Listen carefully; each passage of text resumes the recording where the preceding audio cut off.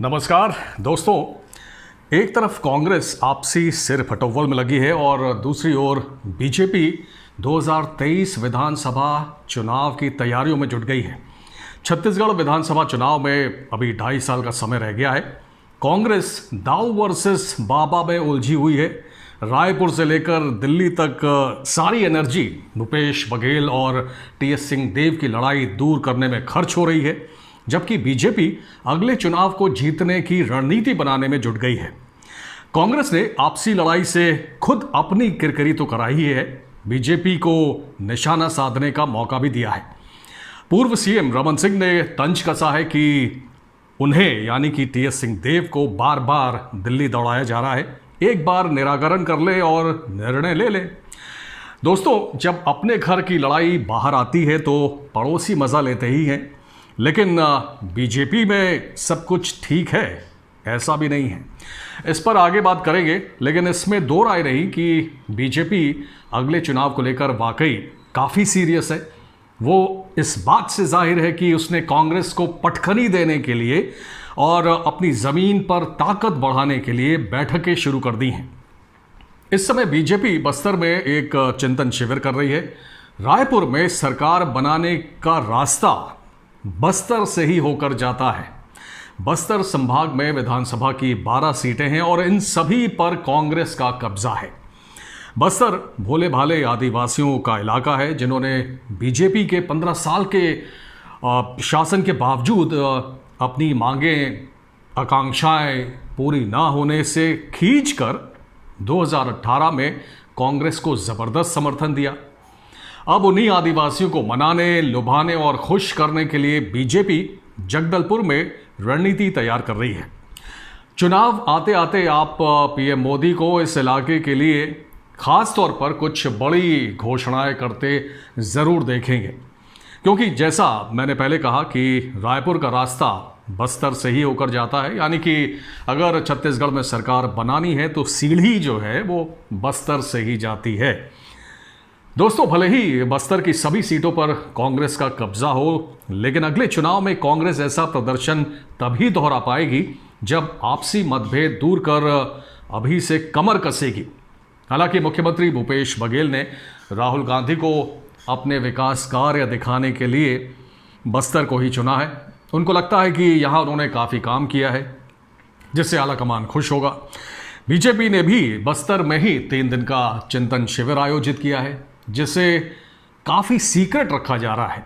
यहाँ तक कि मीडिया को भी इससे दूर रखा जा रहा है और तमाम पदाधिकारियों को स्ट्रिक्ट इंस्ट्रक्शंस दिए गए हैं कि जो कमरे के अंदर बात होगी वो ना तो आप अपने साथियों से शेयर करेंगे, बीजेपी के साथियों से, और मीडिया से भी दूर रखेंगे। दोस्तों, इस शिविर में बीजेपी की राष्ट्रीय संयुक्त सचिव शिव प्रकाश, छत्तीसगढ़ प्रभारी डी पुरंदेश्वरी, सह प्रभारी नितिन नवीन, संगठन महामंत्री बीएल संतोष, छत्तीसगढ़ के पूर्व सीएम रमन सिंह, नेता प्रतिपक्ष धर्मपाल कौशिक, ब्रजमोहन अग्रवाल, प्रदेश अध्यक्ष विष्णुदेव साय, केंद्रीय राज्य मंत्री रेणुका सिंह के अलावा बस्तर के केवल 6 बड़े नेताओं को इस चिंतन शिविर में बुलाया गया है। और ये 6 बड़े नेता हैं पूर्व मंत्री केदार कश्यप, किरण देव, लता उसेंडी, विक्रम उसेंडी, मनोज मंडावी, महेश गागड़ा। कुल मिलाकर 58 नेता इस चिंतन शिविर में शिरकत कर रहे हैं। सूत्रों के मुताबिक चिंतन शिविर में खास तौर पर शॉर्ट टर्म और लॉन्ग टर्म की जो रणनीति है उस पर विचार विमर्श चल रहा है और इसमें ये तय किया जा रहा है कि 3 महीने से लेकर 6 महीने और फिर 2.5 साल तक किस तरह से बीजेपी को आगे बढ़ना है, क्या एक्शन प्लान होगा। इसमें आदिवासी सीटों पर खास तौर पर बीजेपी की नज़र है। बीजेपी को सरकार बनाने में कामयाबी कैसे मिलेगी, इस पर भी चिंतन चल रहा है। जनता के बीच कांग्रेस के 2.5 सालों की जो नाकामयाबियां हैं, जो विफलताएं हैं, उसको कैसे प्रचारित किया जाए, कैसे जनता तक पहुंचाया जाए, उसकी रणनीति भी इसमें तैयार हो रही है। इसके अलावा कांग्रेस के घोषणा पत्र में किए गए वादे, जिन्हें 2.5 साल में पूरा नहीं किया गया है, उसे जनता के बीच खासतौर पर हाईलाइट किया जाएगा। कांग्रेस के घोषणा पत्र में बस्तर को लेकर कुछ खास सौगातें देने की बात कही गई थी, जो अभी पूरी नहीं हुई हैं। बीजेपी खास तौर पर उन्हें टारगेट कर रही है और आदिवासियों के बीच उसे ज़ोर शोर से उठाने की कोशिश वो करेगी।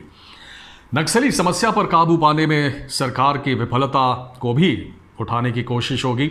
विकास के ठप होने और बेरोजगारी, भ्रष्टाचार का मुद्दा भी एक बड़ा मुद्दा होगा बीजेपी के लिए, जो जनता के बीच उठाया जाएगा। खास तौर पर बेरोजगारी का मुद्दा उठाकर बीजेपी युवाओं को ज़रूर लुभाने की कोशिश करेगी। आपको पता है 2018 एसआई की भर्तियों में अभी तक कुछ भी नहीं हुआ है।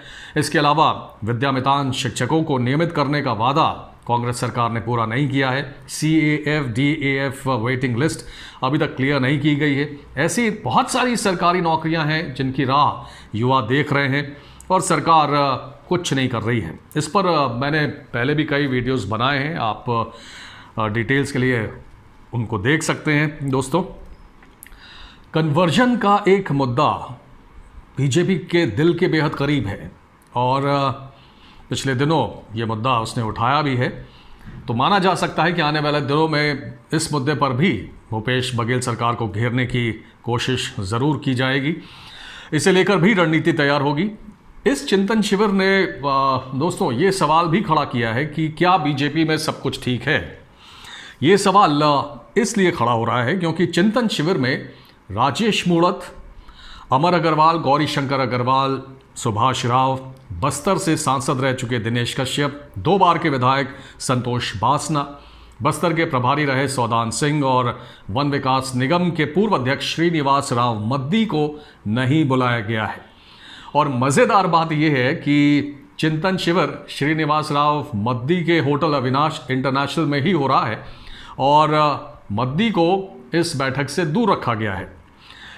रमन सिंह से जब इस विषय में पूछा गया तो उन्होंने भले ही ये तर्क दिया कि कुछ सीमाएं होती हैं और सीमित संख्या में ही लोगों को बुलाया गया है, लेकिन जब आप बस्तर में पैठ बनाने की कोशिश कर रहे हैं और स्थानीय बड़े नेताओं को इग्नोर कर रहे हैं, इतनी महत्वपूर्ण बैठक से आप उनको दूर रखते हैं, तो समझना मुश्किल नहीं दोस्तों कि सब कुछ ठीक नहीं है।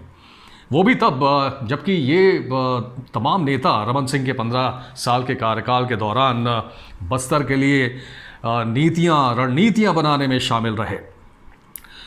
बीजेपी महासचिव डी पुरंदेश्वरी से जब पूछा गया इस बैठक के बारे में तो उन्होंने कहा कि ये अंदर की बात है।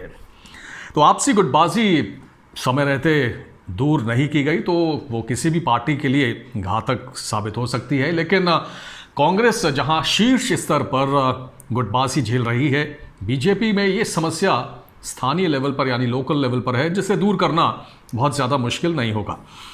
लेकिन दोस्तों सच ये भी है कि बीजेपी के चिंतन शिविर ने कांग्रेस की चिंता बढ़ा दी है।